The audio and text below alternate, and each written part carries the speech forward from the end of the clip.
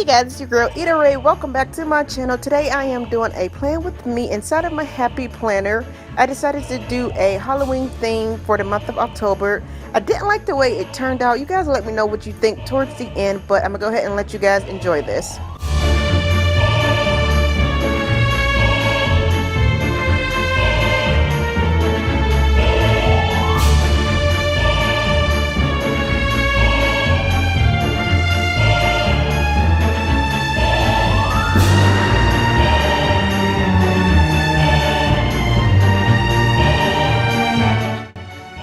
So I wanted to try something different and put ink all around the border of my square boxes. Let me know what you guys think about this down in the comments below. I think it turned out very nice, even though you can't see the yellow that I put on the black.